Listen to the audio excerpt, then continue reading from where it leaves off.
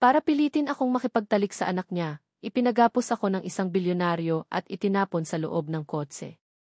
Nang magising ako, may isang babaeng hindi ko kilala na mahigpit na nakayakap sa akin. Ang ilang hibla ng buhok niya ay sumasayaw sa aking noo, at ang malalaki niyang mata ay tila nagsasabing, sa wakas, nahuli rin kita. Natigilan ako sa aking kinatatayuan. Sinubukan kong pumiglas, ngunit lalo lamang humigpit ang kanyang yakap. Damang-dama ko ang kanyang malambot na dibdib na nakadikit sa akin. Nahihiya akong tumingin sa bilyonaryo, ngunit tumalikod lamang siya na para bang naiintindihan niya ang sitwasyon. Wala akong nagawa kundi hayaan ang babae na mahimbing na matulog sa aking katawan. Hindi nagtagal, naramdaman kong basa na ang aking damit dahil sa kanyang laway. Wala na akong lakas para magreklamo, kaya't sa loob-loob ko na lamang nagtanong, ano ba talaga ang nangyayari? Tinitingnan ko ang tanawin sa labas ng bintana ng kotse.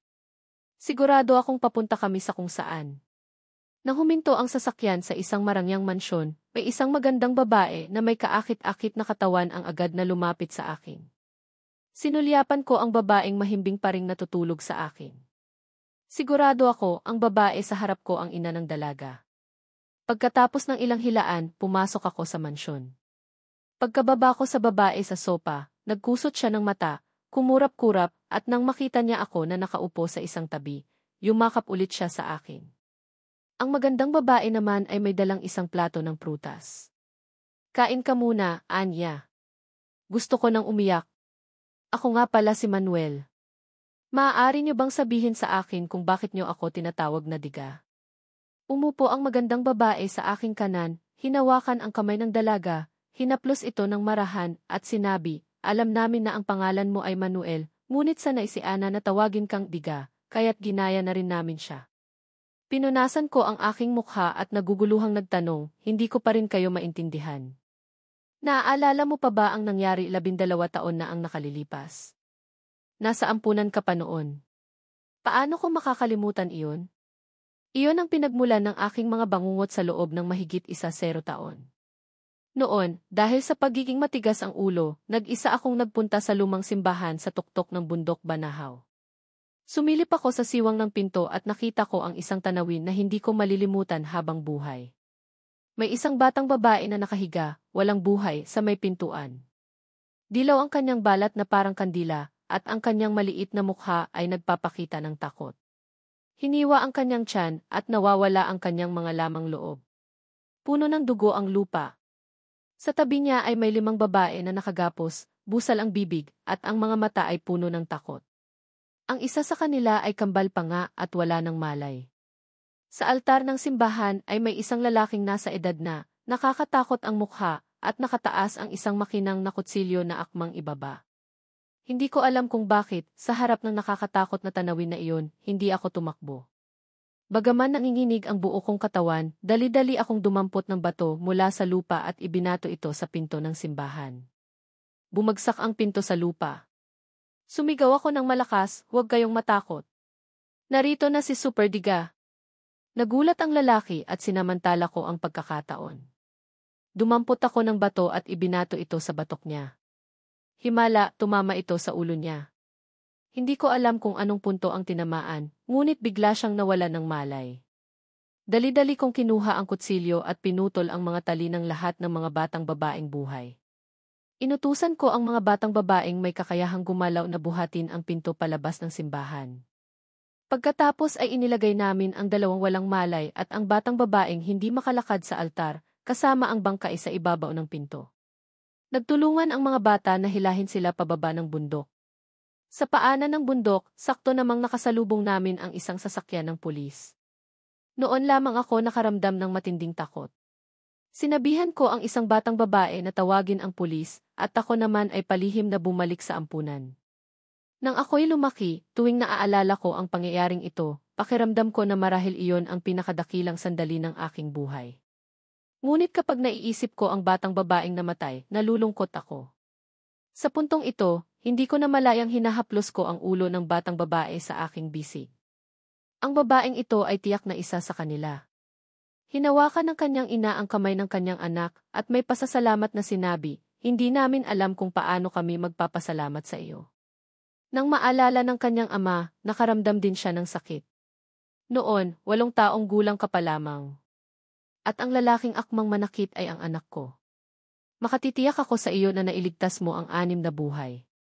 Kung ang mga pulis ay naghahanap at nagdulot ng labis na ingay, o kung narinig niya ang sirena ng pulis, hindi magdadalawang isip ang kriminal na patayin ang lahat ng mga bata. Lumalabas na ang kriminal na ito ay mayroon ding anak na babae, ngunit inagaw ito ng mga makapangyarihang tao upang maghiganti, kaya kinidnap niya ang lahat ng mga batang babae na kaedad mula sa mararangyang pamilya sa lungsod. Sa sandaling ito, kumuha ng isang hiwa ng pakwan ang kanyang ina at pinutol kami. Anak, wag mo nang pag-usapan pa. Nakaraan na iyon. Tinanggap ko ang prutas at nagpasalamat, pagkatapos ay tumingala at nagtanong ng may pagdududa, kung gayon, bakit niyo ako hinanap? Bagamat napakasarap yakapin ang batang babae, nahihiya talaga ako sa harap ng kanyang mga magulang. Nang marinig ito, nagpakita ng sakit ang mukha ng kanyang ama. Ang mga batang babaeng nakaligtas ay nagkaroon ng post-traumatic stress disorder. Lalo na ang anak ko, dahil sa pagkabigla ay hindi pa rin siya makapagsalita hanggang ngayon. Sa bawat pagkakataon, sisigaw siya at magtatanong kung bakit hindi pa dumarating si Diga. Ang Diga na sinasabi niya ay ikaw. Sa simula, hindi namin balak na gambalain ang iyong buhay, kaya gumamit kami ng AI technology para lumikha ng isang 8 taong gulang na bersyon mo para aliwin siya. Ngunit sa paglipas ng panahon, natutunan ni Ana na makilala ang totoo sa hindi, kaya palagi ka pa rin niyang naaalala. Sa pagsasalita nito, tumayo ang kanyang ama at yumuko ng malalim. Bilang isang ama, nakikiusap ako sa iyo na tulungan mo ang aking anak. Hindi ko na talaga alam ang gagawin ko. Dahil may yakap-yakap akong isang sleeping bag, hindi ako makatayo para tulungan siya, ngunit hindi ko mapigilang makaramdam ng pagkilos. Huwag po kayong magsalita ng ganyan. Tutulungan ko po kayo. Huwag kang magsalita ng ganyan. Nang marinig ito ng kanyang ama, hindi niya napigilang umiyak at hinawakan ang aking kamay, paulit-ulit na nagpapasalamat. Maraming salamat, maraming salamat. Pinunasan ng kanyang ama ang mga luha sa kanyang mga mata. Jiang-ru, maligo muna kayo ni Ana. Hayaan mong mag-usap si Manuel ng mas malalim. Nang marinig ito, kumuha ang kanyang ina ng isang mask mula sa sopa at isinuot sa kanyang mukha, pagkatapos ay marahang tinapik ang balikat ng kanyang anak. Ana, maligo na tayo. Nang makita ko ito, natigilan ako. Kinusot ni Ana ang kanyang mga mata, tumingala sa 2 Manuel sa kanyang harapan, at pagkatapos ay inabot ang kanyang kamay para pisilin ang aking pisngi. At pagkatapos ay hinalikan ako sa mukha na may nagtatagumpay na ekspresyon na para bang sinasabing, susubukan niyo rin akong linlangin. Nahihiya ang kanyang ina nang makita ito. Maliligo na ba si Manuel kay Ana sa susunod? Nang marinig ito, nanginig ang buo kong katawan. Tumingin ako sa batang babae sa aking bisig at marahang hinimok siya. Ana, ang mga batang babaeng masama lamang ang nagpapaligo sa lalaki. Kinamumuhian ko ang mga batang babaeng masama. Mumuso si Ana, sa wakas ay bumaba sa aking katawan, hinila ang manggas ng damit ng kanyang ina, at gumawa ng 2 tunog. Hinubad ng kanyang ina ang maskara at binigyan ako ng isang nagpapasalamat na tingin, pagkatapos ay hinawakan ang kamay ng kanyang anak at pumasok sa banyo. Mahal, anong digadol ang gusto mo ngayon? Ang 8 taong gulang na diga o ang 18 taong gulang na diga? Itinaas ni Ana ang 2 daliri. Gusto ko pareho. Ana, masyado kang sakim, anak. Hindi dapat maging sakim ang isang batang babae. Hinaplos ng kanyang ina ang ulo ng kanyang anak ng may pagmamahal. Ah, alam ko na. Napakatalino. Tinapik ni Ana ang kanyang dibdib at buong pagmamalaking tumawa. Hih! Nagpangiwi ako nang makita ko iyon. Talagang matalino ka. Nang marinig ito ni Ana, matamis siyang umiti at kumaway. Wawa! Sa kawalan ng pag-asa, tumugon na lamang ako, sige, sige, sige. Maligo ka na. Sa sandaling ito, nagpa siya akong gamutin ang karamdaman ni Ana. Kung hindi, sa hating gabi, maiisip ko na sa isang sulok sa kung saan ay hindi lamang nakatago ang aking maskara, kundi pati na rin ang isang manika na ginaya ang aking modelo. Nakakatakot iyon. Kaya dumiretso ako sa punto. Sir, paano ko po dapat i-coordinate ang paggamot sa inyong anak? Hinaplos ng kanyang ama ang kanyang baba at sinabi, inirekomenda ng doktor na kailangan niya ng maraming pakikipag-ugnayan sa iyo. Subukan mong tumira kasama ang aking anak pansamantala. Tungkol naman sa pera, magmungkahi ka. Kinamot ko ang aking mukha at nag-imbento ng isang numero, 30,000 sa isang buwan. Nang marinig ito, nagpakita ang kanyang ama ng isang pangungutya. 300,000. Ang mga bodyguard namin ay kumikita ng 200,000 sa isang buwan. Dapat mas mahalaga ang anak ko kaysa sa mga mababahong lalaki na iyon, tama? Umubo ang ilang bodyguard sa labas ng pinto. Umiling ako at sinabi, kung gayon, imbitahan niyo na lang po ang iba. Masyadong mataas ang presyo. Hindi ako comfortable. Bakit napaka-formal mo? Sige na nga, 30,000 na lang. Walang magawa ang kanyang ama kundi bumuntong hininga. Kung kaya kong pagalingin ang aking anak, hindi ko kukunin ang iyong pera kahit gaano pa iyon karami. Sa kasalukuyan, nag-aaral ka pa sa kolehiyo, di ba? Sasama ba sa iyo si Ana sa pag-aaral? Tumango ang kanyang ama. Iyon din ang balak ko. Walang problema si Ana sa katalinuhan. Mas matalino pa nga siya kaysa sa karaniwang tao. Sana ay malantad ko siya sa maraming bagay sa labas ng pamilya. Sige, susubukan ko ang aking makakaya. Bakit mo pa rin ako tinatawag na sir? Hindi ko nais na pansinin ang mga biro ng kanyang ama, kaya nagbago na lamang ako ng paksa. Napag-usapan niyo na po ba ito sa mga magulang ko? Kinamot ng kanyang ama ang kanyang ulo at nahihiyang sinabi, ayos lang. Madaling kausap ang mga magulang mo. Kakausapin ko sila ng personal sa oras na iyon. Kung gayon na pagdesisyonan na, ha? Napakaganda ng aking anak. Walang mawawala sa iyo sa pakikipagtulog sa kanya. Pinunasan ko ang aking mukha. Nahihiya akong sinabi, napakalaki po talaga ng tiwala niyo sa akin. Nang marinig ito, walang ekspresyon ang kanyang ama. Bilang isang ama, nararamdaman ko ang sakit na parabang nakatapak ako ng dumi ng aso. Parabang nawala siya sa alaala. Si Manuel, alam mo ba kung ano ang pakiramdam na aliwin ang iyong anak na babae na matulog habang nakasuot ng maskara ng ibang tao? 12 taon. Alam mo ba kung paano ako nabuhay sa loob ng 12 taon na iyon? Tinabunan ko ang aking mukha. Bagamat nahihiya ako, talaga namang nahihirapan akong pigilan ang pagtawa. Hindi pa masyadong huli. Pag-usapan natin ang mga mahahalagang bagay. Umupo ng tuwid ang kanyang ama, nakahalukip-kip, at sinabi, sa kasalukuyan, tinatanggap ni Ana ang mga babae, ngunit sa mga lalaki, maliban sa iyo, magkakaroon siya ng hindi komportableng physiological reaction. Ang mahalaga, normal pa rin ang kanyang sexual orientation. Kung hindi siya mapapagaling, kinakailangan na lamang na pakasalan mo siya. Isa lamang ang anak ko at ipapasa ko ang negosyong ito sa inyong dalawa. Kung magpapakasal kayo, sisiguraduhin kong hindi kayo magugutom at mababahala tungkol sa damit. Kasama ba sa 30,000 sa isang buwan ang kondisyong ito? Hindi kita pinipilit. Nagbabayad lamang ako ng 30,000. Sa tingin mo bakit nagmungkahi ako ng 300,000 sa isang buwan? Ang kanyang ama ay nagpakita ng natural na ekspresyon. O sa tingin mo hindi maganda ang aking anak, hindi kaakit-akit, at hindi maganda ang kanyang katawan? Malinaw na alam ko na wala akong ginagawa, ngunit tila nagiging sobra-sobra na ito, kaya dali-dali kong ipinaliwanag, hindi nyo kailangang magalit ng ganyan. Sa tingin ko hindi naman ganun. Tumutulong lang ako ng kaunti. Nagsisinungaling ka. Sinisiraan mo ang aking anak, hinahamak siya, at iniisip na hindi siya makapagsalita. Biglang nagalit ang kanyang ama. Sir, sa totoo lang, gusto ko ang mga babaeng may inosenteng personalidad, ngunit medyo labis na ang pagiging inosente ni Ana. Isa pa, hindi naman pwedeng magdesisyon tayo sa habang buhay pagkakakita pa lamang natin, di ba? Masyadong minamadali ito, tama? Itinuro ng kanyang ama ang kanyang ilong. Hindi ba ako responsableng ama? Padalos-dalos ko bang ipinapakasal ang aking anak sa iba? Nang sabihin ito, nakahalukip-kip ang kanyang ama at seryosong sinabi, akala mo hindi kita inimbestigahan mula pagkabata hanggang sa paglaki. Ang iyong taas, timbang, health report, para sa kaligayahan ng aking anak, alam ko pa nga ang iyong sukat.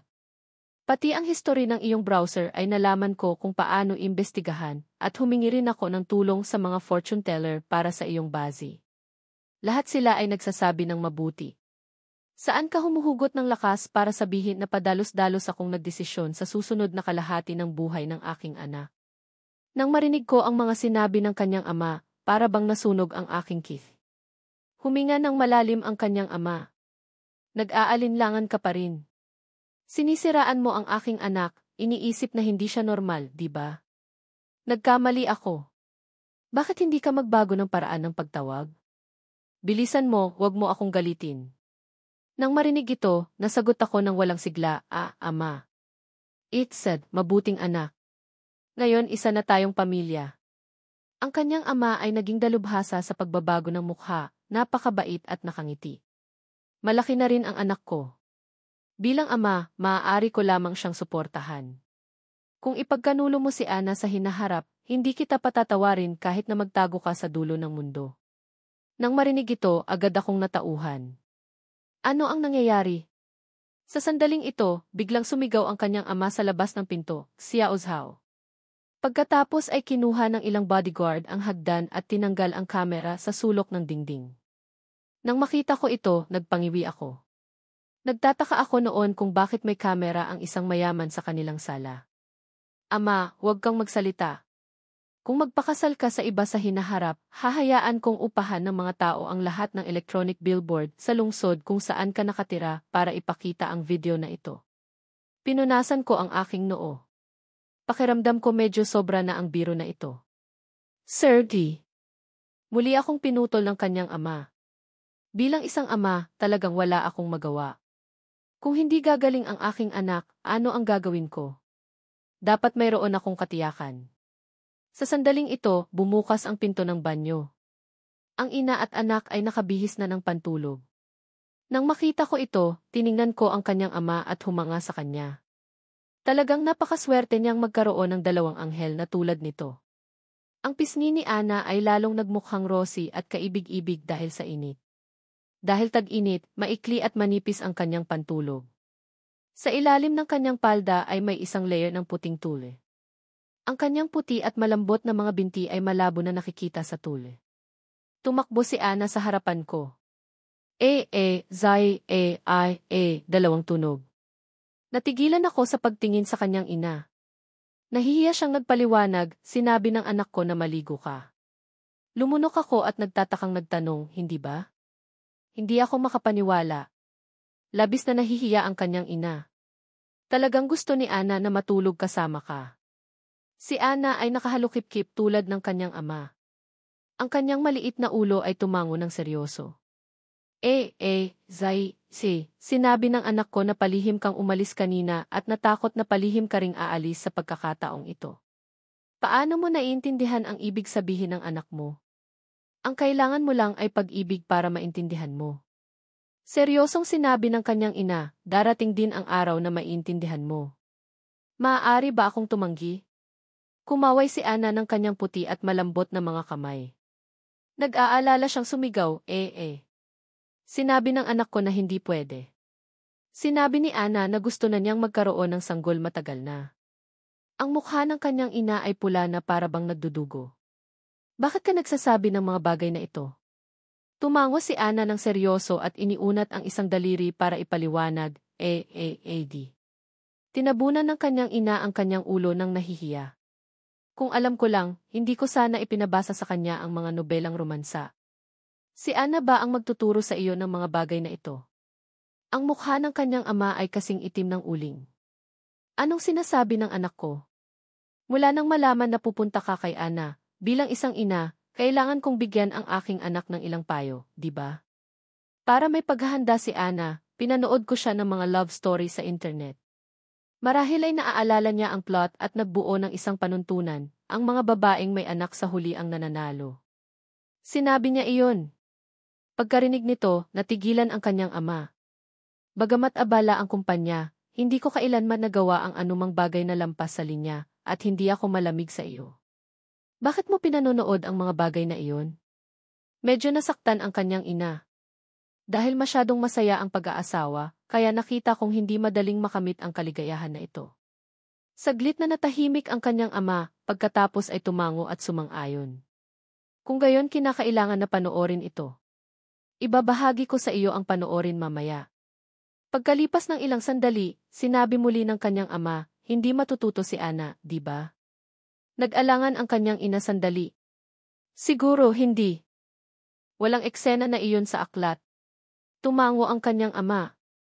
Kung gayon i-install natin ang app na anti-scam para sa kanya para hindi niya matutunan iyon. Tumango ang kanyang ina. Tumingala si Ana at nagtatakang nagtanong, Wala. Ang bagay na ito ay maituturo lamang ni Diga sa iyo. Hindi ka maaaring turuan ng iyong mga magulang.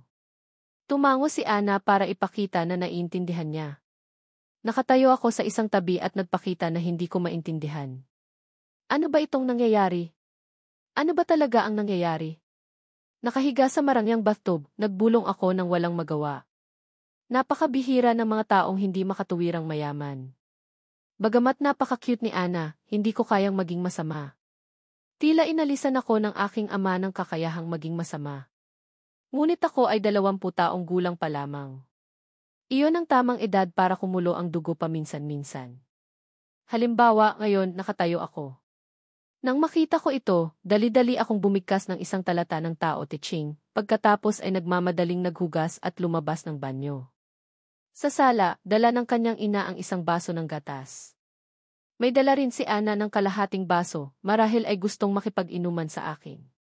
Maaaring dahil nagugutom siya, kaya ininom niya ang kalahati ng kanyang baso. Puti ang kanyang mga labi. Nang tanggapin ko ang gatas, pinagtagpo ko ang aking baso at ang kay Ana. 1,000 baso. Tuwang-tuwa si Ana. Kumulot ang kanyang mga mata at ngumiti, esay. Sa sandaling ito, lumapit ang kanyang ina sa likod ko at iniayos ang kwelyo ng aking polo shirt, pagkatapos ay tumingin kay Ana at nagpaalala, Ana, sa hinaharap, kapag lalabas ang iyong lalaki, dapat mong ayusin ang kanyang hitsura. Napakagwapo ng ating lalaki, kaya maraming maiinggit sa kanya. Sa makatuwid, dapat bigyang pansin ang maliliit na detalye. Tumango si Ana na parang naiintindihan niya. Nang marinig ito, namula ang aking mukha at umubo ng ilang beses. Ano ito? Ituturing ko si Ana bilang sarili kong kapatid. Tiningnan ng kanyang ina ang kanyang amang walang ekspresyon. Kumunot ang kanyang mga kilay. Hindi ba sinabi mo na matagumpay ka na? Napakasiraulong babae. Sinabi ko ng matagumpay kaya matagumpay na. Huwag kang magtanong sa harapan ko. O, nahihiya ba ako? Tinabunan ng kanyang ina ang kanyang bibig at tumawa ng may pag-aalala, pagkahiyain, pagkabahala at pag-aalinlangan. Sa wakas ay dinala ako ng kanyang ina sa isang silid na puno ng pakiramdam ng pagkababae. Napakaayos ng silid ni Ana. Bagamat walang mga manika gaya ng inaasahan, nakita ko na mayroong yakap na unan na ginawa ayon sa aking modelo sa kama, at mayroon ding mga pulang bedsheet at silk na kumot. Nang makita ko ito, nahihiyang nagpaliwanag ang kanyang ina, hiniling ito ni Ana pagkatapos niyang basahin ang nobela. Sa sandaling ito, hindi ko na talaga alam kung ano ang sasabihin. Sinabi ng nanay, Ana, magsipilyo ka na para makatulog na tayo, sabi ni Mama. Kumurap si Ana, halatang ayaw niyang magsipilyo mag-isa. Kaya ko naman, bulong niya. Pinakaayaw ng lalaki ay ang babaeng hindi kayang alagaan ang sarili. Alam ni Mama ang sikreto. Mabilis na tumakbo si Ana sa banyo para magsipilyo. Pagkasara niya ng pinto, sumilit si Mama at bumulong, Manuel, salamat sa pagtitiis mo. Ang asawa ko ay mahilig magbiro. Huwag kang magalit. Ayos lang po, tita. Kung hindi po kayo ganyan, mas mahihiya ako.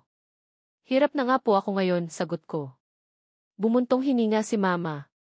Kung hindi lang talaga wala na kaming ibang paraan, hindi namin gagawin ang bagay na ito na masasabing kakatwa. Huwag niyo po masyadong seryosohin. Saka, napakaganda ni Ana. Ituturing ko po siya bilang kapatid ko. Tumango si Mama at sinabing totoo, kung gayon, salamat sa pangangalaga kay Ana. Tita, magtiwala po kayo sa akin. Tutulungan ko po si Ana na malampasan ito. Lumabas si Ana sa banyo na naglalakad ng maliliit na hakbang, ngunit nang madama niya ang toothpaste sa gilid ng kanyang bibig, bumalik siyang tumakbo sa banyo. Nang makita ito, hindi mapigilang umiti si Mama. Ang aking baliw na anak. Mabilis na lumabas si Ana sa banyo at nagbukas ng bibig, na para bang may ipinapaliwanag sa akin. Walang magawang hinaplos ni Mama ang kanyang noo. Kaya naman magsipilyo mag-isa si Ana. Nakalimutan niya lang punasan ang kanyang bibig dahil nagmamadali siyang makita ka. Pagkarinig nito, tinaas ko ang aking hinlalaki para purihin si Ana. Ang galing mo, Ana. Nahihiyang kinamot ni Ana ang kanyang ulo, hehe. Sige na, matutulog na rin ako. Bukas ay Sabado. Matulog kayo ng mahimbing. Hindi niyo kailangang gumising ng maaga. Agad na itinulak ni Ana si Mama palabas ng silid, pagkatapos ay mabilis na lumingon at yumakap sa aking baywang. 1 oras na. Hindi ko na talaga makayanan. Hinaplos ko ang likod ni Ana at pinayuhan siya, matulog na tayo. Masunuring bumitaw si Ana, pagkatapos ay kumuha ng isang malambot na bagay na nagpapahiwatig na linisin ko ang kanyang tainga. Masunurin niyang inilagay ang kanyang ulo sa aking hita, ngunit bago ko pa masimulan ang paglilinis, nakatulog na si Ana. Nang makita ko ito, hindi ko mapigilang bumuntong hininga. Pagkatapos kong takpan siya ng kumot, nakaupo ako sa cross-leg na posisyon dahil masyado akong pagod at malaki at komportable ang lap. Mabilis akong nakatulog. Nang magising ako, naramdaman kong basa ang aking liig at naramdaman ko rin ang init sa aking tainga. Dahan-dahan kong iginiling ang aking mukha at nakita ko ang walang muwang na natutulog na mukha ni Ana at ang aking kamay na nakalagay sa ilalim ng kanyang liig ay ganap ng naninigas. Mula nang maalala ko, hindi pa ako nakakatulog sa iisang kama sa iba na walang relasyon sa dugo. Buti na lang, pansamantalang napigilan ng psychological suggestion kagabi ang hayop na kapangyarihan ng katawan. Tila nagugutom si Ana. Otomatikong kumibot ang kanyang bibig, pagkatapos ay binuksan ang kanyang bibig at kinagat ang aking airwax. Muli akong nanginig. Sa aking isipan, otomatiko akong nag-recite ng isang spell. Pagkalipas ng 10 segundo, kontentong niluwatan ako ni Ana. Ang aking mukha ay abo na ngayon. Talagang makakakita ka ng anumang bagay kapag umiinom ka ng maraming alak at paggalagala ng mag-isa sa gabi. Hindi ko alam kung gaano katagal na ang nakalipas, ngunit dahan-dahang itinulak ang pinto, at ang banayad na boses ni Tita ang tumunog. Ana, gising na. Agad kong binuksan ang aking mga mata at balak na gumulong pababa ng kama, ngunit nang pag-isipan ko, masyadong halata iyon. Mas mainam na magpanggap na natutulog. Nang marinig ang kusot ng mata ni Ana, nakita kong umingiti ang taong paparating. Nakangiti si Ana nang walang muwang, at pagkatapos ay ipinasa ang kanyang mga kamay kay Mama na nakatayo sa pinto. Ngunit pagkatapos maghintay ng ilang sandali, hindi siya binubuhat ni Tita. Labis na hindi nasisiyahan si Ana sa pagbubukas ng kanyang mga mata. Nang makita ito ni Tita, wala siyang nagawa kundi tumuro sa likod ni Ana. Ang maliit na mukha ng dalaga ay nagpakita ng nag-aalinlangang ekspresyon, at biglang parabang napagtanto niya ang isang bagay, umikot siya ng husto, at nakasalubong niya ang aking mga mata na nahihiyang naglalayon na maging labis. Kinunutan ni Ana ang kanyang noo, pinunasan ang kanyang mga mata, at inabot ang kanyang kamay para pisilin ang aking baba. Tila gusto niyang alisin ang maskara, sa wakas ay naalala niya na ito ang tunay na ako. Nagpakita agad ang isang nagagalak na ekspresyon na hindi nag-iisip na agad bumalik sa yakap sa akin at kuskusin sa aking dibdib. Naramdaman ko ang dalawang lambot sa aking dibdib. Bahagyang nagbago ang aking ekspresyon. Hindi siya nakasuot ng bra. Sa banyo, nakita ko ang halik sa kanyang leg. Walang magawang bumuntong hininga. Paano ako nakarating sa silid kahapon? Buti na lang walang nangyari kagabi. Manuel, kumain na tayo. Ang boses ni Mama mula sa sala ay naputol ang aking mga kaisipan. Mabigat akong naglakad pababa sa mesa. Si Mama ay nakaupo sa tapat ko, natural na kumukuha ng pagkain para sa akin. Nakaramdam ako ng labis na kahihiyan dahil dito. Bigla, gumamit din si Ana ng chopstick para kumuha ng isang piraso ng karne para sa akin at pagkatapos ay ngumiti ng matamis sa akin. Nakapatong si Mama sa kanyang baba, tinitingnan ang eksenang ito. Ang kanyang banayad na ngiti ay lubhang maliwanag. Ang aura ng kanyang ina ay mas maninging pa sa panlabas na araw. Tita, umalis na po ba si Tito? Hindi, pupunta siya sa bahay niyo para kumain mamaya. Pagkatapos, pupunta rin tayo sa bahay niyo. Nang marinig ito, namula ang aking mukha. Tita, hindi ko po sigurado kung nasabi ko sa aking mga magulang ang nangyari kahapon sa amin ni Ana. Tumango si Mama, okay lang. Huwag kang mag-alala. Masisiyahan pa sila kapag nalaman nila. Hindi ko inaasahan na ang laki ko na pala ay natatakot pa rin sa aking mga magulang. Dahil hindi ako mapalagay, nakakain ako ng 2 mangkok ng kanin. Kumakain pa rin si Ana, kaya nakipag-usap ako at si Mama tungkol sa pang-araw-araw na bagay sa mesa, ngunit hindi ko napapansin si Ana. Nang una kong makita na ang ina ay may banayad na pagkamuhi, paminsan-minsan ay titingala ako sa akin. Pagkatapos kong mapansin ang mga mata ni Ana, akala ko na hindi niya maabot ang pagkain, kaya nag-alok akong magtanong sa kanya kung anong gusto niyang kainin. Itinuro ni Ana ang hipon sa mesa, kaya pinunasan ko ang aking mga kamay, pagkatapos ay nagsimula na akong balatan ang hipon. Habang ginagawa ko ang trabaho na 30,000 sa isang buwan, patuloy akong nakikipag-usap kay Mama. Tita, medyo baliw ako kagabi, kaya basta na lang akong pumunta sa silid ni Ana. Pasensya na po talaga. Sa hinaharap, maghahanap ako ng paraan para makatulog siya ng mag-isa. Nang marinig ito, agad na pinalaki ni Ana ang kanyang mga pisngi, nag-usong at tiningnan ako. Nanatili si Mama sa kanyang posisyon, ang baba ay nakapatong. Umiling ang babaeng madaling kausap kanina, hindi pwede. Nakasanayan na ni Ana na matulog kasama ang kanyang mga magulang. Magwawala siya kung walang kasama. Tita, medyo naguguluhan ako, kaya sinubukan kong tanungin, kapag abala po si Tito, patuloy ko po ba siyang babantayan kapag hindi kayo abala sa araw? Dadalhin ko po siya sa paaralan, pagkatapos ay uwi ko sa gabi. Bumuntong hininga si Mama, higit sa lahat, gusto rin ni Tito at ako na magkaroon ng mas maraming oras ng magkasama. Isa pa, malinaw na mas gustong matulog ni Ana kasama ka. Napakahirap ng kanyang ugali paggising. Sa simula, umiiyak siya kapag gumigising siya. Ito ang unang pagkakataon na ganoon siya kabait. Nang makita na tila hindi nasisiyahan si Ana, dali-daling nagdagdag si Mama ng isang pangungusap, ang galing mo ngayon, Ana. Dahil dito, nahihiya si Ana sa pagtatakip ng kanyang mukha. O kaya maghanda tayo ng 2 kama sa aking silid. Aaliwin ko siyang matulog, pagkatapos ay pupunta ako sa ibang kama para matulog. Nang marinig ito, paulit-ulit na iginiling ni Ana ang kanyang mga mata. Naiintindihan ko ang puso ko. Sa pagkaunawa sa maliit na isip ng kanyang anak, nasisiyahang tumango si Mama, okay. Sa sandaling ito, nakahinga ako ng maluwag. Ang malaking bato sa aking puso ay sa wakas nahulog. Pagdating sa Pilipinas, nagmaneho patungo sa labas ng lungsod. Tinitingnan ang hindi pamilyar na lugar, nag-aalalang hinawakan ni Ana ang aking manggas, nag-aalalang tumingin kay Mama. Ana, bahay ito ni Tia, sabi ni Mama. Kumurap si Ana, lumingon at tiningnan ako. Nang makita niya na tumango ako, tumalon siya ng masaya na hinihila ako papunta sa maliit na eskinita.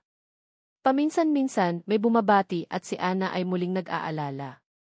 Nang makakita ng isang tao, nagtatago siya sa likod ko. Nang makarating kami sa dulo ng eskinita, nakita namin ang isang matandang lalaki na nakahiga sa isang silya na nagpapalamig. Manuel, narito ka na pala. Umuwi ka para maglaro ngayong weekend, ha? Nang makita ng matandang lalaki ang dalagang hinihila ko, ngumiti siya. Dinala mo pa ang iyong kasintahan sa bahay. Pati ang iyong biyenan ay dumating. Bago pa ako makapagpaliwanag, kinuha na ni Ana ang kanyang telepono at nag-type ng ilang salita at ipinakita kay Mama. Hindi kasintahan, asawa. Kontento si Mama. Talagang marunong na ang aking anak. Dominanteng hinawakan ni Ana ang aking kamay, gumamit ng isa pang kamay para i-type, at ipinakita ang screen sa akin. Idagdag ang iyong Ease account. Naalala ko na ang aking telepono ay nasa aking bulsa. Tita, sa tingin ko nahulog ang aking telepono sa bahay niyo. Lumitaw ang bodyguard mula sa kung saan at ibinigay ang telepono na ganap ng nakacharge. Sinimulan ko ulit ang aking telepono, sinuri ang code para idagdag siya. Umalinggaw ang telepono, parang nai-excite si Ana na parang usa. Ngunit pinigilan siya ni Tita. Huwag kang tumingin, ha? Kung naniniwala ka sa iyong asawa, huwag kang tumingin. Agad na tinakpan ni Ana ang kanyang mga mata, na nagpanggap na hindi tumitingin. Mabilis na nakarating sa pintuan. Humigpit ang hawak ni Ana sa aking kamay at naninigas ang kanyang galaw nang pumasok sa gate. Sa sandaling ito, may isang babae ang mabilis na lumapit na may pulang mukha nang matanggap ang tingin ng aking ina, agad na nagpakita si Ana ng isang ngiti na nahihiya. Nakita ko ang pagbukas ng bibig ng aking ina na kayang magkasya ang isang pakwan. Napakaganda ng anak ko. Gustong umiyak si Ana, kaya hindi mapigilan ng aking ina ang pagdaramdam. Pumasok na tayo. Nadama ko ang pagiging magiliw gaya ng ina. Pinigilan ni Ana ang kanyang pag-iyak, ngunit kinuha ang kanyang telepono at nag-type ng ilang salita, Bienan. Nagulat ang lahat. Ang aking ina pa rin ang unang tumugon, mabilis na iniimbitahan ang lahat sa bahay. Nakikipag-usap si Tito sa aking ama. Sa sandaling ito, tinapik ng aking ama ang kanyang dibdib at sinabi kay Tito, huwag kang mag-alala. Kung gagawa ng anumang bagay na sobra ang aking anak, maaari kang magulat sa pulis. Pananagutan namin ang lahat. Dali-daling kumaway si Mama. Pinahirapan lang namin ang iyong anak. Magiging mahirap para sa kanya na makahanap ng kasintahan sa hinaharap, kaya ibinigay ko sa inyong mag-asawa ang isang tabletas para kainin. Gayunpaman, voluntaryo rin siya. Maliban pa kung ano ang anak ko ngayon. Kumaway ang aking ina. Kung wala kayo, hindi namin alam kung kailan namin mahahanap ang aming anak. Kinuha ni Tito ang aking ama ng sigarilyo. Kung wala ang iyong anak, hindi na sana nabuhay ang anak ko. Paano namin makakalkula ang bagay na ito? Isa pa, sa mga bata sa Welfare Institute, ang iyong pamilya ang pinakamadaling hanapin. Hindi ito nagdulot ng anumang problema. Biglang naalala ni Mama ang isang bagay na pinutol ang sinabi ni Tito. Tama, nakalimutan kong itanong, may kasintahan na ba si Manuel?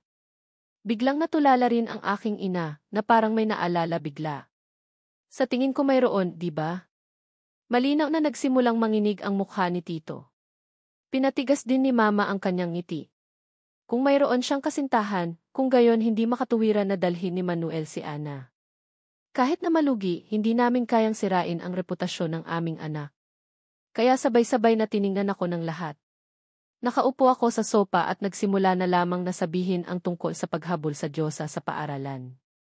Sa huli, gumawa ako ng isang excuse na sinasabi, iniisip niya na niloloko ko siya. Ayaw niya na akong kausapin pa.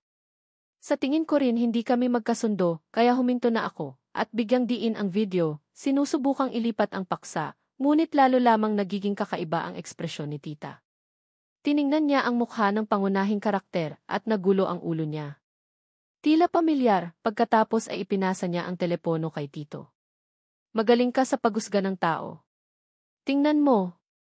Tiningnan ni Tito ang telepono at ngumiti. Ang galing ng bata. Siya ang anak ni Chief Chen. Kamangha-manghang coincidence. Nagdududa ako sa buong bagay na ito. Sir, ano ang nangyayari? Tumingala si Tito at bumuntong hininga, noong taon na iyon, nailigtas mo ang ilang babae. Nang marinig ang bagay na ito, napagtanto ng aking ama na isa sa mga pamilyang iyon. Tumango si Tito.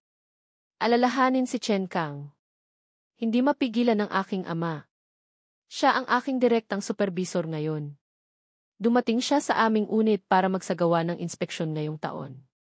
Sa tuwing kumakain kami sa kantina, nakaupo siya sa tabi ko na nagsasabi na mayroon siyang anak. Ang anak niya ang iniligtas ng aking anak. Paano ko hindi malalaman? Hinila ng aking ina ang manggas ng kanyang damit, pagkatapos ay tiningnan ako na may mga mata na tila tinitingnan ang isang taksil. Hindi ba nakakatakot?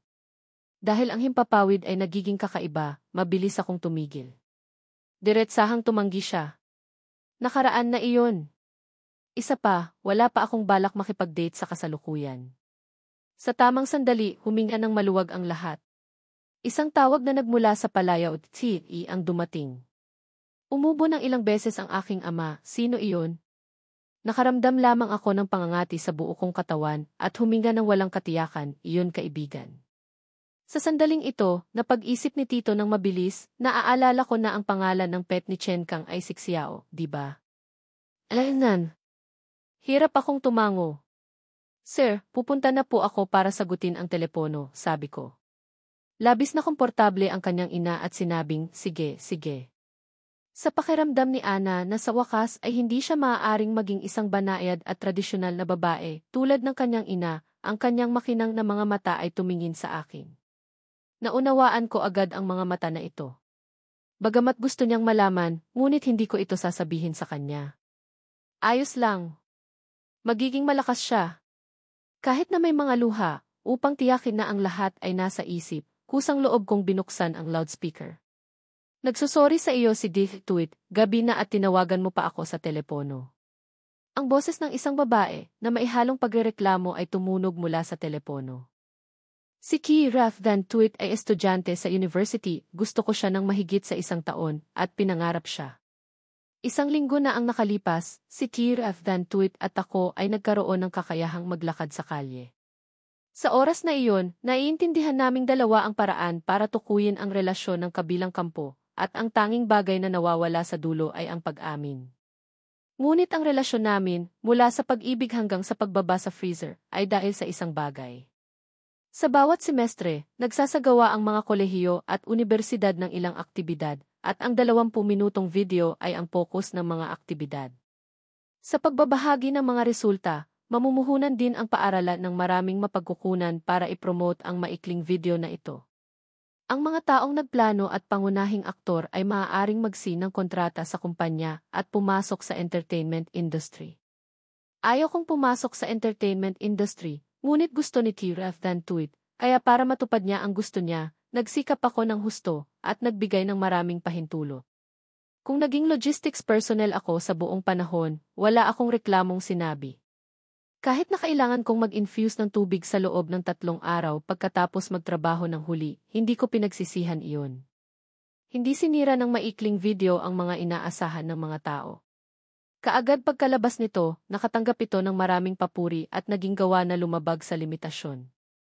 Napaka-emosyonal pa ni Kira Van Tweet noong panahong iyon, nangangako na sa hinaharap kapag siya ay naging tanyag, tiyak na magiging eksklusibong pangunahing karakter ko siya. Ang aming relasyon ay umunlad ng mabilis mula noon. Ngunit hindi inaasahan, sa issue ng script, hindi nagtiwala sa akin si Kira Van Tweet. Sa simula, nakipagkasundo ako sa pangkalahatang tagaplano. Ang pangalan ni ay kabilang sa kanya, ngunit ang script ay dapat na ang aking pangalan. Sinabi na naman ni na nagmula sa isang marangal na pamilya na hindi niya ibibigay sa akin ang kahit na ano. Sa seremonya ng pagdiriwang, direkta niyang tinanggap ang lahat ng mga merito. Sa panahong iyon, maraming mga kamag-aral ang nakibahagi sa seremonya ng pagdiriwang. Para sa mga benepisyo, nanindigan sila sa panig ni Pagkatapos, ang bagay na ito ay naipost sa forum ng paaralan, at naging mga mayayamang mag-aaral na nag-film na may tulong ng kanilang mga nakababatang kapatid, na mga magsasaka at ahas. Ang susunod na magulo na yugto ay nagtapos sa isang pahayag mula sa paaralan. Hinulaan ko na ang tanging bagay na makakasakit sa akin sa paggamit nito ni ay ang mawala ang tiwala ko. Sinabi niya na isinulat ni Chen Kang ang script. Sa katunayan, noong una kong sinabi na interesado ako sa maikling video, si Chen ay isa sa mga dahilan para makitungo kay Death. Ngunit hindi ko inaasahan na si Kira Van Tweet ay kumumpleto sa akin mula sa pagdududa hanggang sa paghuhukom. Inihanda ko ng mabuti ang pangumpisal noong araw na iyon, ngunit natapos ito sa tanong ni Tran nang hindi pa man binubuksan ang aking bibig. Tanong ni Kira, sino ang dapat kong pagkatiwalaan? Wala akong sinabi para magpaliwanag. Sa akin, may isa lamang na maaaring magpagaling sa akin, iyon ay mawala ng tiwala. Dapat ay alam mo na kung anong klaseng tao ako sa loob ng 1 taon, ngunit ang pinalitan nito ay tanging pagkadismaya ni Chen. Paano nangyari ang nangyari sa iyo sa 1 taon? Sa simula, napagpasyahan kong magbigay ng oportunidad sa iyo sa susunod na pahayag, pero hindi ko kayang tanggapin na hanggang ngayon ay hindi pa rin kita nagsisisi. Ang mga salita ay bumaon sa aking puso gaya ng isang kutsilyo. Tinitingnan ang dating pagkadismaya sa mga mata ni Tran, namamaos na tanong ko kay Kira Van Tweet sa huling pagkakataon na ipagtanggol ang sarili ko. Pinagtitiwalaan mo ba ako o hindi? Matatapos na tayo. Hindi niya ako pinakikinggan at nakatingin sa akin at naglakad papasok sa banyo. Sa pagkakataong ito, hindi ako nagsalita pa. Gumagana ang aking prinsipyo at hindi ko hahayaan ang mga taong minamahal ko na madismaya sa akin. Sa totoo lang, pagkatapos kong makipagtalo sa akin, nagpa siya si Kira Van Tweet na hanapin ako agad. Ipinadala niya ako noong nakaraang gabi, ngunit dahil hindi niya natagpuan ang aking sagot, hindi siya nakatulog buong gabi. Pagkatapos mag-isip buong gabi, natuklasan niya na talagang pinagkamalan niya ako. Sa sandaling ito, ang pagsisisi ni Chen ay sa wakas sumabog. Sa paggunita sa pag-uusap, gumamit silang pareho ng matigas na tono. Nabigla si Kiraf Van Tuit at natanto na maaaring nawala na niya ang dati kong isip. Pagdating ng umaga, nakatanggap siya ng isang magalang at malayo na nagsusori sa kanyang telepono at natulog. Kaya, hindi ako nakasagot sa oras na napilitan niya ang huling kaunting pag-asa. Magsimula siyang magpadala ng mga mensahe ng paghingi ng tawad, maging ang tono ay maihalo ng saloobin na hindi pa niya nagawa dati. Nagmamakaawa at nagmamakaawa sa akin. Sa makatuwid, hindi na kayang tiisin ni Chen at tumawag. Sa sandaling ito, nakatayo si Ana sa sala at maihawak ding telepono na nagpapadala ng mensahe sa kanyang hukbong ina na nakasama. Hindi ko ba kayang pakinggan? Hindi niya ako gustong kasama, pero gusto kong malaman. Tumingin sa telepono at napiling huwag tumugon. Tiningnan ni Mama. Sige, anak. Para sa asawa mo yan, hindi para sa akin. Ang pag-ibig ay parang digmaan at ngayon, nasusunog na ang tarangkahan ng iyong lungsod. Huwag kang mag-alala. Kung malalaman o hindi, kung makita ang telepono o hindi, kung marinig ang telepono o hindi. Bilisan mo. Nagulat ang aking ina na tinignan kaming mag-ina na ganoon kabilis mag-type. Kalmado si Tito at hindi niya inaalis ang kanyang mga mata sa akin habang humihigop ng tsaa. Ang ganda talaga ng panahon ngayon. Mula sa labas, maririnig ang sigaw ni Chen. Manuel, mapapatawad mo ba ako? Lumapit ako sa bakod ng bulaklak, pumitas ng isang halamang malinaw na mabango. Walang emosyon ang aking boses. Pinapatawad kita. Nang marinig ito, lalong nag-alala si Chen. Ganoon pa rin ba tayo gaya ng dati? Nag-isip ako at sinabi, magkaibigan pa rin tayo. Pakiramdam ni Chen na nanlalamig ang kanyang mga kamay at paa, at lalong nanginginig ang kanyang boses. Gusto kitang makita ngayon. Pwede ba tayong magkita at mag-usap? Nasa bahay ako ngayon at may bisita kami. Lumingon ako at tinignan si Ana. Gustong makinig ng dalaga, at nang matuklasan kong tinitignan ko siya, nagulat siya at muntik nang mawala ng balanse. Nang makita ko ito, agad ko siyang inalalayan sa pakikipag-usap ng maingat. Nag-aalangan si Chen. Ano? Pasensya na, hindi kita kinakausap kanina. Hindi malamig o mainit ang tono ko, ngunit lalong nag-alala si Chen. May oras ka ba bukas? Hindi ko rin alam kung may oras ako bukas. Binitiwan ko ang kamay ko kay Ana at nagtanong, sinabi ba ni Eking ang isang bagay sa iyo? Hindi. Sino yung kasama mo kanina? Nagpalit ng paksa si Chen. Ayaw niyang isipin kong pinayuhan siya ng matalik kong kaibigan. Diretsahan kong sagot ang anak ng panauhin. Napatigil ang boses ni Chen. Libo-libong bagay ang dumaan sa kanyang isipan at pagkatapos ay umiling. Siguro isang makulit na bata, tama? Napakakulit ng bata. Samahan mo siyang maglaro. May malapit na amusement park. Nag-isip ako at ang paglabas ay makakatulong kay Ana na makapagpahinga, ngunit sa pagharap kay Chen na may kasamang Ana ay hindi gaanong maginhawa. Hindi rin angkop ang edad niya na pumunta sa amusement park. Nang marinig ito, nanigas ang mukha ni Chen at gamit ang isang nakakadismayang tono, sinabi niya, hindi ka ba nakikipag-date? Narinig ko ang ilang pahiwatig mula sa tono niya at napagpasyahang maging kaibigan, may mga bagay na hindi maikakaila. Diretsahan kong sinabi, wala akong balak na makipagrelasyon sa iyo sa hinaharap. Lilimitahan lamang natin ito sa mga pagkakaibigan. Masyadong prangka at nagpapakita na masyado akong nagmamalasakit. At hindi rin ako tanga, nakita ko na gusto ako nang ipakasakay kina tito at tita kay Ana bilang yaya nila. Hindi lamang ito katulad ng katotohanan na sila ay lumalabas para makipag-date, sila ay kumukuha ako bilang isang yaya para sa kanilang anak. Sa sandaling ito, si Chen Zhenghansi ay nakahawak ng isang trabaho na kasama ang kanyang anak na babae. Tanong ni Tran, maaari pa ba rin akong mag-aral? Nag-isip ako, okay lang, gumawa ng mabuti. Ito ay upang makagawa ng mabuti, hindi upang maging isang panggugulo. Nang marinig ito, kinakabahan na sinabi ni Chen, dahil ba nasaktan kita, kumuha ka lang ng isang pamilya upang umasa. Hindi mo dapat tratuhin ang iyong sarili ng basta-basta. Hindi iyon. Medyo komplikado ang sitwasyon. Ito ay tungkol sa privacy ng aking kaibigan. Sumang-ayon lamang akong mag-alaga. Walang ibang. Dahil alam kong tulad rin ni Ana, iniligtas ako ni Chen noong taon na iyon, kaya idinagdag ko, siguro alam mo rin. Nagmamadaling sinabi ni Chen, pupunta ako sa bahay mo ngayon, magpadala ng address sa akin. Hindi talaga ako komportable. Kung hindi mo ako pinaniniwalaan, wala akong magagawa. Pagkarinig sa mga salitang ito, nagalit at namula ang mukha ni Chen. Huwag kang magsisi. Pagkarinig sa tunog ng patay na telepono, walang emosyon kong inilagay ang telepono sa aking bulsa. Sa sandaling ito, sa loob ng malawak na sala, maririnig ko na si Chen ay umiiyak na nakapatay ang telepono. Napatingin ko kay Mama. Alam kong galit na galit siya sa telepono, at nang sinabi ko ang mga bagay na sinabi ko, alam ko na magalit siya. Bumuntong hininga siya. Sana ay hindi ka na makarinig ng mga salitang iyon. Nang mahimasmasan, natuklasan ko na nakatingin sa akin si Ana, kaya dalian ko siyang binigyan ng bulaklak na kakapitas ko. Tulad ka rin ng bulaklak. Pagkatanggap ng regalo, agad na sumaya si Ana. Sinikap kong huwag hawakan siya para ilagay sa kanyang tainga, ngunit aksidenteng dumulas ang aking mga daliri sa kanyang pisngi at leg. Biglang namula ang mukha ni Ana. Hindi niya naintindihan ang mga emosyong ito, kahit nakagabi ay wala siya nito. Pagkatapos, namumula siyang tumakbo sa mga bisig ni Tito. Hindi ko masyadong binibigyang pansin ang susunod na reaksyon ni Ana. Basta na lang kinuha ko ang aking telepono para manood ng video. Hindi ko inaasahan na ang video ko ay nasa top 1-0 na pala.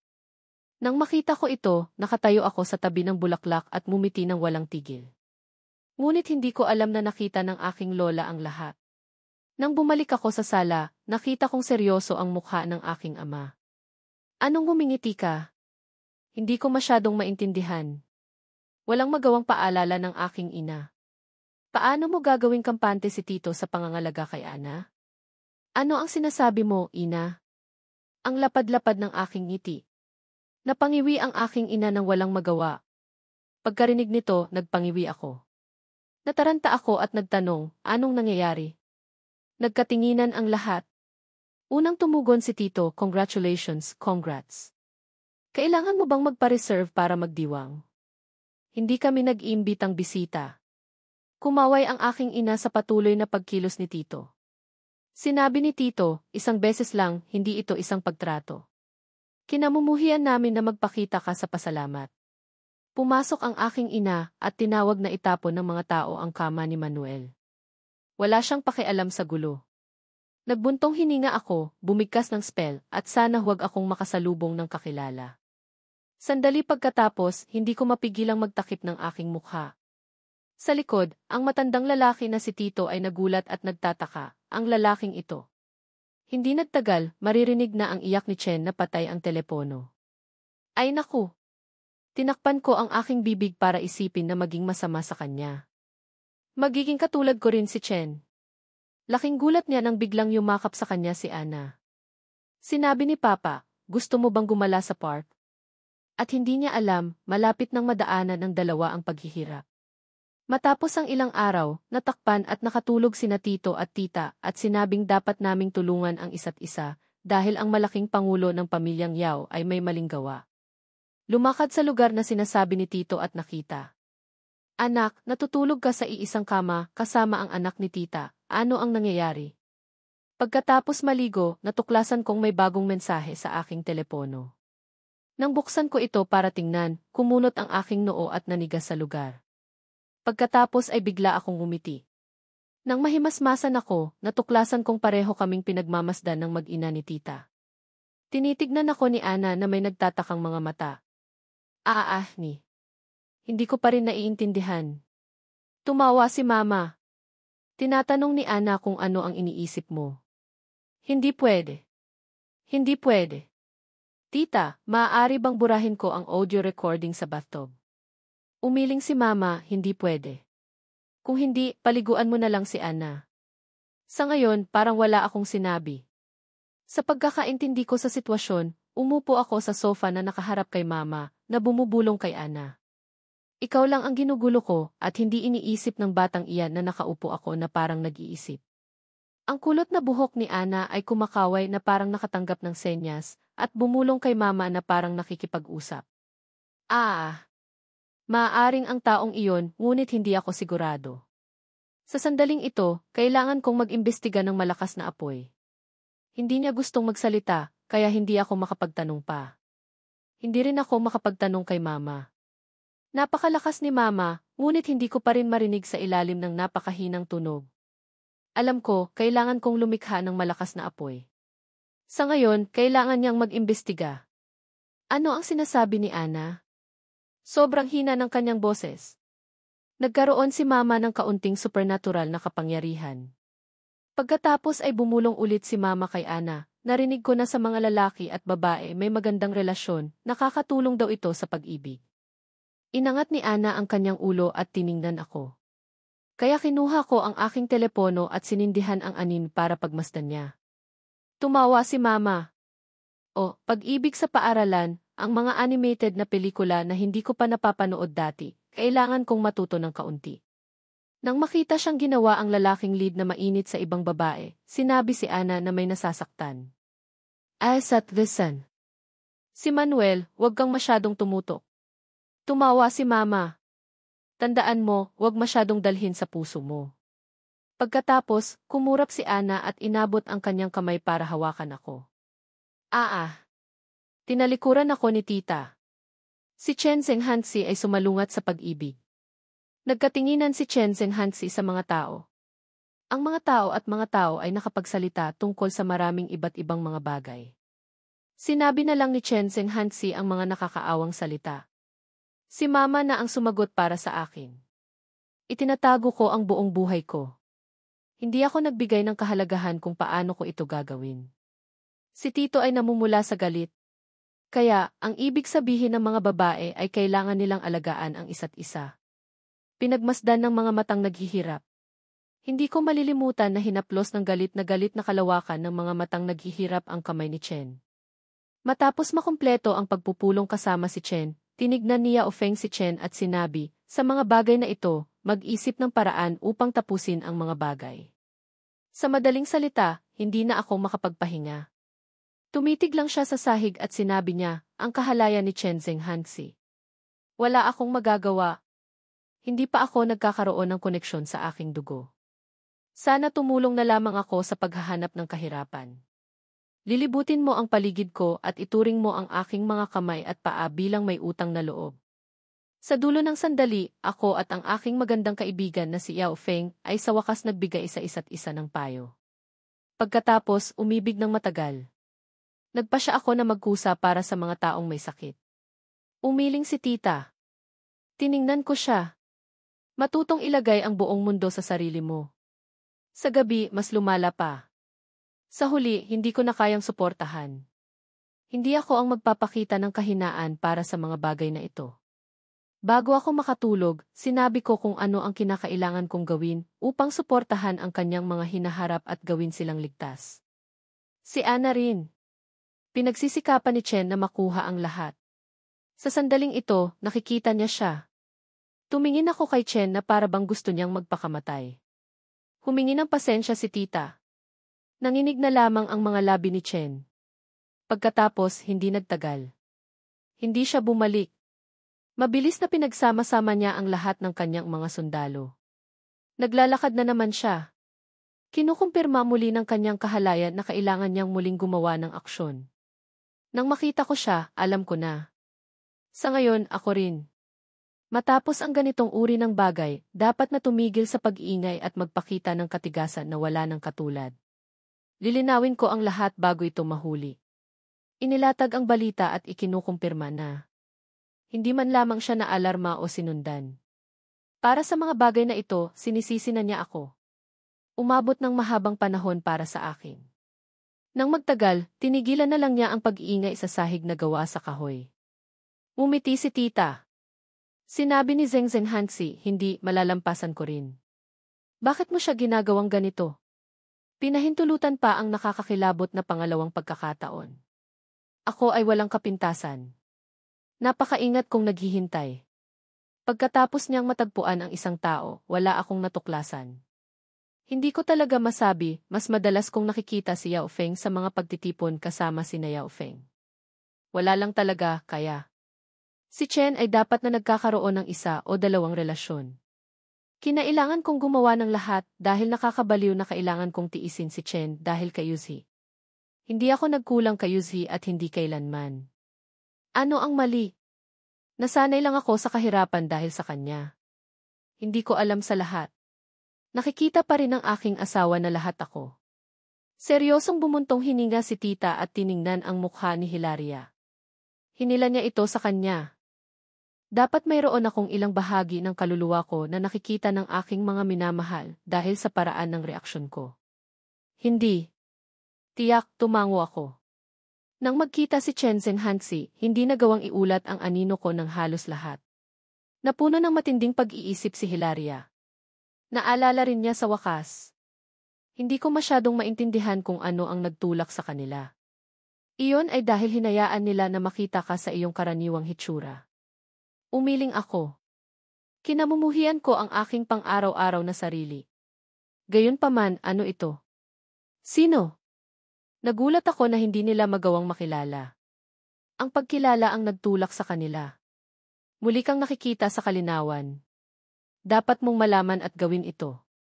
Nang bumalik ako sa bahay pagkatapos ng pagkain, ang maraming tao na katulad ng mga katulong ay sumakay sa aking mga gamit sa isang truck at tumango sa akin. Nagalang din ako. Nang makauwi na ang kotse, kinamot ko ang aking baba. Bakit pumayag si Papa na magpadala ang tao sa mga gamit sa akin? Tinitigan ako ng aking ina. Bakit magpadala ang tao sa iyong bulaklak, kasinungalingan? Tinignan niya si Hil. Huli na para sa kanyang mahuli. Para sa lahat, kailangan lang talaga siya. Hindi ko talaga masabi. Para gumawa ako ng desisyon. Nakadama lang ako ng panghihinayang na hindi dapat napunta sa anumang pagtatakda. Wala rin akong kasalanan. Hindi na ako pamilyar sa kung ano ang binibili. Inikot ko ang aking ulo. Hindi ko sana kailangang makinig. Napakalaki talaga ng epekto nito. Ako lang ba? Sa gabi, bumalik ako. Pagkaraan ng mahabang panahon, malungkot ako at hindi. Nang marinig ko si Chen na umiiyak, kinailangan kong maging masaya. Binigyan ng pangalawang pagkakataon ang mga nilalang na hindi naman karapat-dapat. Naramdaman ko ang kasalanan ng mga nakaraang nakatataas, nagalit at nainis. Ang lahat ng mga katangiang nasa ibabaw ay mga balat lamang ng mga kahinaan. Tila hindi ito naiintindihan. Sa gitna ng sandali, nakita ko siya. Nagulat na si tita. Pinakita niya sa akin ang kailangan kong gawin. Hindi ko binigyang pansin na ang lahat ng kinakailangan ay matagal nang. Nang malaman kong narito ako para sa pagbabayad, ganyan lang katagal. Bumalik sa aking ganda. Sinimulan ni Lin si Lufei na magtangkang maglakad. Nakakita na siya ng isang bagay dito. Hindi ko talaga alam kung bakit hindi ko naisip si Yao Feng sa isipang iyon. Nang bumalik ako sa loob ng bahay ni Tito, habang pinapanood ang lahat na nilalabas ang aking mga gamit sa kanilang labas, nagulat ako. Ang kwarto ni Hil ang lahat sa aking kalagayan, kahit ako man ay hindi nakakasali. Pagbaba ko, sinabi ko. Hindi ko dinala ang aking kama. Sinabi ni tita sa nagmamakaawa at hindi masisisi, paumanhin, ginawa ng nakakahiya at hindi ko nadala ang iyong kama. Dapat ay gagana ng maayos ang bagong kama mula sa karagatan dahil hindi ito dumaan. Pagmamakaawa ko, hindi ako nakakahina sa kanilang mga salita. Hindi ako tanga. Nagtataka ang pagbagsak ang kasuotan, nagtataka ang kwarto. Kung nag-alala lang sila, lahat ito ay kasinungalingan. Sa ngayon, ano ang gusto ni Yuzhi? Wala na akong malaman sa nangyayari sa paligid. Naalala ko rin ang pinakamaganda. May mali sa amin. Kung gaano kalala si Yao Feng, paano ko malalaman kung hindi ako? Sa huli ay binastos mo ako. Ngunit lahat sila ay dapat mamatay. Sa loob-loob niya, gusto pa ring matalo. Walang isa man lang sa aming lumalaban. Sa ganitong sitwasyon, may ilang bagay na masusundan ko pa rin. Pero sa gabi na ito, malalaman ko sa wakas. Sa sandaling ito, may natutuklasan ang mata. Nagsimula ang daloy na iyon. Ano? Ano ang naririnig ko? Nang isipin ko, nakita ko ang isang kamag-anak na mayroon ako sa ngayon na hindi. Anak, sinabi ng kwentong ito sa akin. Tandaan, sinabi ni Yao Feng. Nang matapos kong masabi sa iyo ang mga sinabi ko, bumuka ang ulo ko. Ngayon, pinagtanto ko. Dahil dito na lang ako maaaring. Ang tawag ay tumulong sa akin na subaybayan ang lokasyon ng ilang numero ng telepono, ang itinerary para sa 3 araw na 18 bitin.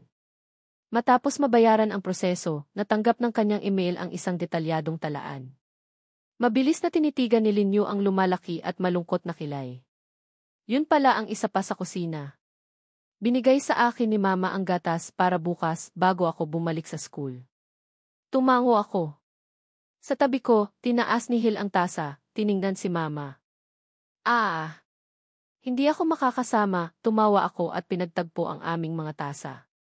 Nangyari na, at wala akong nagawa tungkol sa hindi pagiging masaya na parang iniisip ko pagkatapos naming pagtagpuin ang aming tasa na naglalagay pa rin ng maraming juice sa mga mata ni Tito. Hindi ako makapaniwala. Tumayo ako sa isang higop. Samantala, hinila ni Tito ang aking kamay papunta sa itaas, hindi ko maintindihan, hinayaan ko siyang bumaba. Sumunod sa akin si Hill. Medyo nagulat si Mama. Bakit ka pumupunta ng maaga ngayong gabi? Ano bang nangyayari? Umiling si Hill sa kaunting pagkasira ng loob. Hindi kailangang sumama si Mama.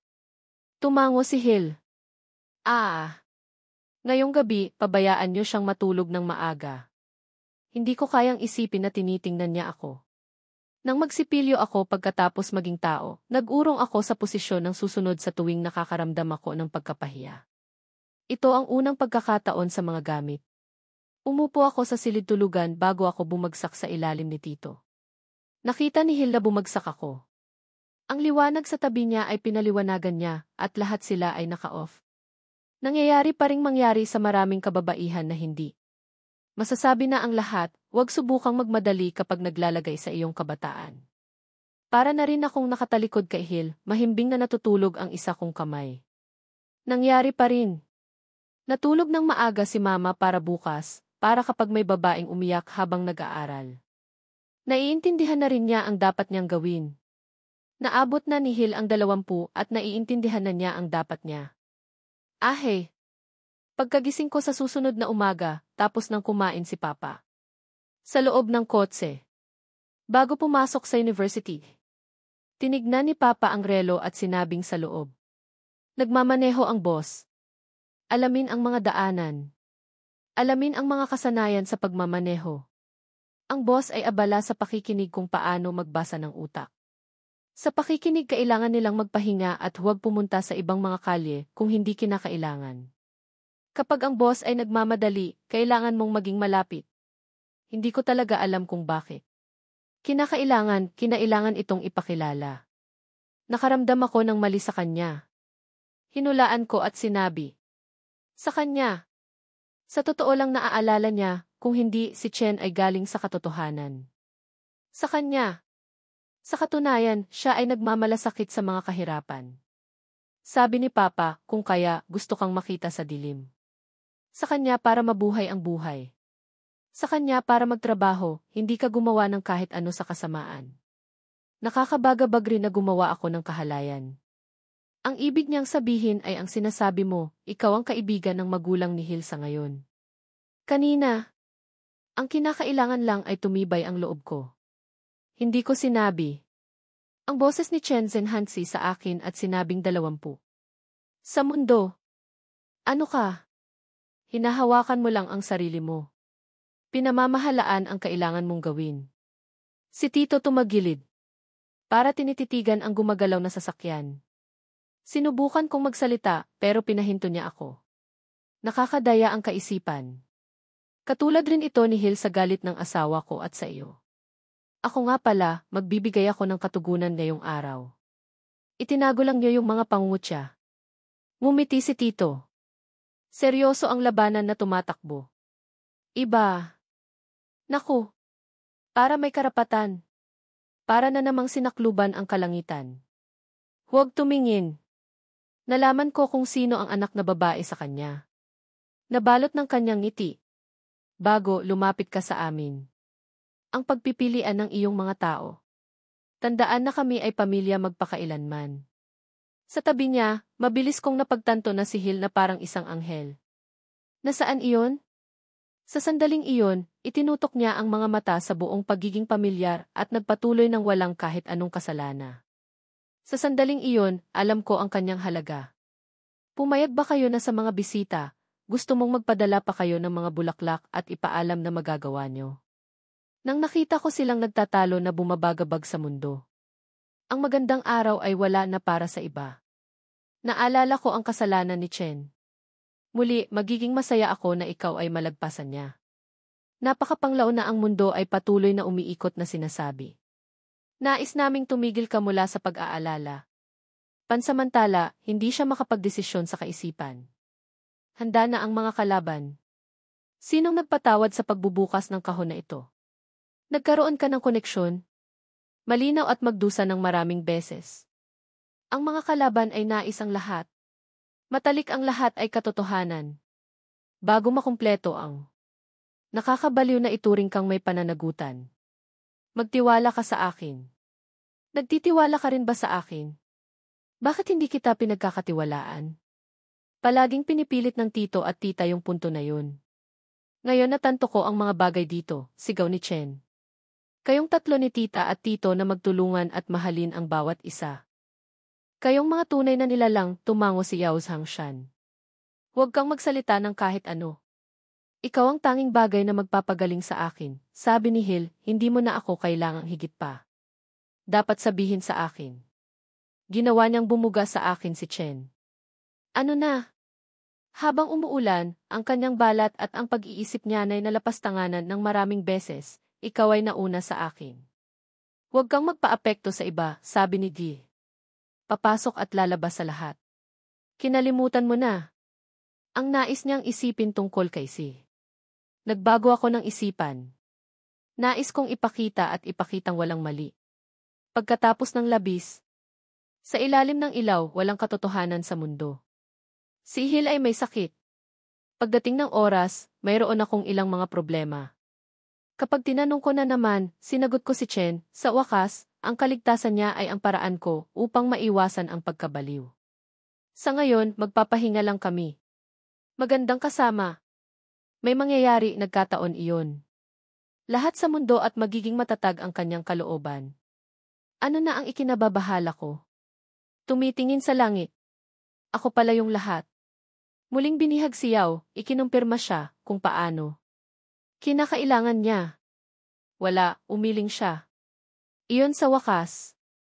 Huwag na muling gumawa ng isang pagkilos. Pagkatapos, binigyan ka namin ng higit pa. Ibigin ka namin mula sa sinapupunan. May malaking kinalaman ito sa kapanganakan namin at gusto kong malaman. Ito ang ikalawang pagkakataon para kumilos. Sa lahat ng pagkakataon, may mali o may kinalaman sa kalituhan. Hindi ko alam sa kanila. Bakit sinisiraan nila kami? Huwag sabihin ng masama at hayaan mong maipon sa iyong sariling kapangyarihan at lakas. Pagkatapos, iyon ay ang nakakahiyang yugto para sa amin. Paano? Kung kaya ng katotohanan. Paano nangyari yun? Hindi ko kaya. Ang ginawa namin ay walang awa. Huwag kang mag-alala. Huwag sabihin yung katotohanan. At lahat sa kanila ay ganoon. Pagkatapos iyon, sa tingin niyo ba ay masaya ako sa kanya? Paano ko malalampasan yun? Hindi. Gusto kong ibalik kung sino siya. Iyan lamang. Maging isa tayo ngayon. Magtatapos ako sa lahat na nasasaktan na iyon. Dahil wala siyang makikita pa at ipagpatuloy ang kahindik-hindik. Kung kaya namin, dapat magkaroon kami ng ilang pangako na maaari naming ilagay ng magkasama. Sa bawat katapusan, binibigyan kami ng kapangyarihan upang magtago. Nagsisinungaling ka, pagkatapos, sumagot ng maganda ang langit at dagat. Gawin, wag na ulit gumawa ng desisyon. Napigilan ko siya. Huwag kang maloko. Magiging napakahirap. Nang sabihin niya ang bagay na iyon, ang taong gusto ninyong makasama ay maghihirap ng labis. Huwag ilayo ang sarili mo sa nakaraan. Kaya, sinong gagawin yon? Sa wakas, naiisip kong, ako ay tuluyan at lubusang wala na. Iyon ay magiging kahindik-hindik. Nakakatuwa kayong lahat na nagbibigay sa akin ng magandang pahiwatig. Ipagpatuloy mo. Tumayo ka ng matuwid. Si Yuzi ay. Ngayon lamang. Pagkatapos ng mga iyon, mayroong ang kanyang kapayapaan. Hindi niya kailangan na makita at maaalala ang kanyang paghihirap. Magiging matagal na kayong kabilang dito. Nakatutok doon, para bang naghihintay na sa iyo, magbibigay daw siya. Ano kaya yun? Napakataas nun. Hindi totoo, wala lang. At masama. Ano? Ako ang magpapahinto at ikaw na naman yung magpapabalik? Nakakahiya talaga. Wala itong katuturan. Sinong gumawa nito? Wala na tayo, para maging totoo ang natutunan ko. Gusto na kita. Wala ka na.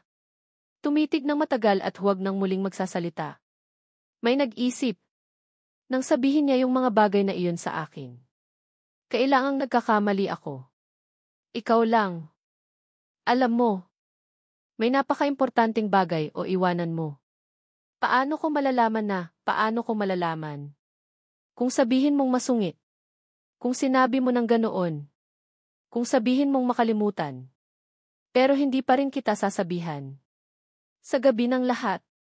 Hindi, iyon ang paraan niya. Alamin mo. Kung ganoon, mas malalaman mo, sabi ni Lynn. Paumanhin at kinamuhian. Lahat. Pero dahil gusto.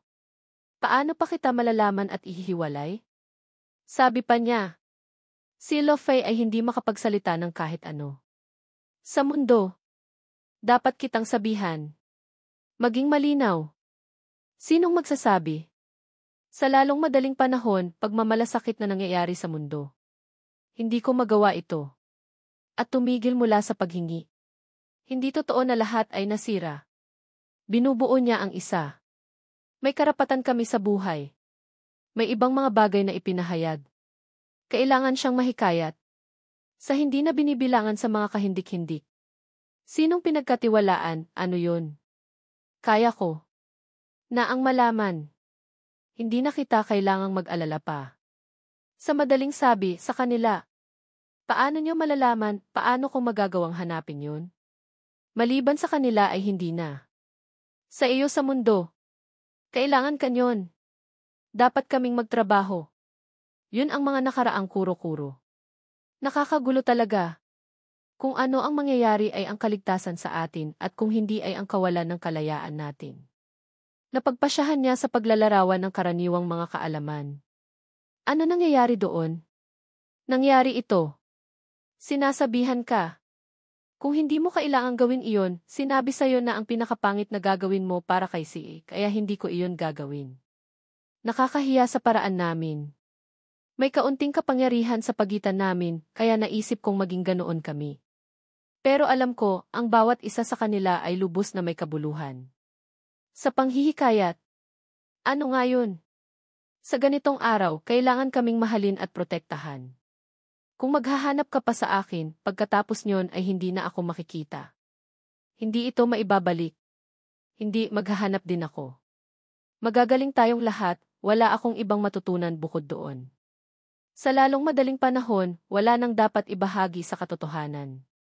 Sa mga mundo. Sa sandaling iyon, ang kailangan mo ay ito. Na nangangailangan pa rin ng maraming tao sa amin. Pagkatapos nun, ang ibig kong sabihin ay ang lahat. Sabi mo lang, malaya na tayo. Nasaan na ka ngayon? Tumakbo at nagmadali si Jie. At, kailangan mo. Muli, nagkatagpo sila. Malaya na sila. Kung ganon. Magaling kaming lahat, sabi ni Jie, wala ka na. Hindi ko alam kung paano magpapagaan sa kanya. Hindi ako makakagawa ng mabubuting bagay. Huwag mong hanapin ang kung nasaan ka. Alam nyo ba? Wala na tayong iba. Sabi nilang lahat sa madaling sabi.